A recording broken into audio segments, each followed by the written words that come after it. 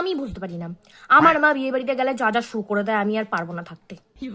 ওই জানোয়ার বলছি কিছু খেতে না, এইসব পকোড়া আর ফুচকা খেয়ে পেটটা ভরিয়ে দিলে আর মাংসটা কে খাবে? হ্যাঁ মটন করেছো ওখানে, মটনটা কে খাবে? হ্যাঁ কে খাবে ওগুলো? কচুরি মুচুরি খেয়ে পেটটা ভরিয়ে দিচ্ছে, কচুরি মুচুরি খালি খেয়ে যাচ্ছে।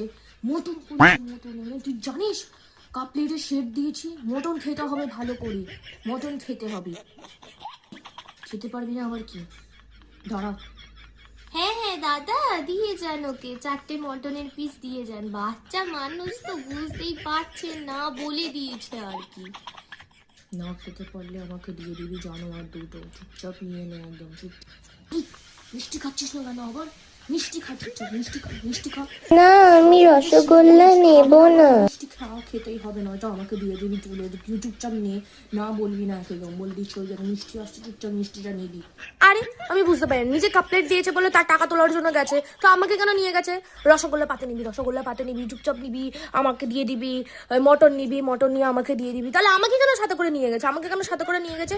আমার আর ভালো লাগে না এইসব কাজ বাজ করবে আর আমাকে নিয়ে যাবে বলে মোমো খাবি না, ফুচকা খাবি না, এইসব না খাবি না আর আমাকে দিয়ে দিবি পাতে। আমি কেন করতে যাবো? আমি কেন করতে যাবো?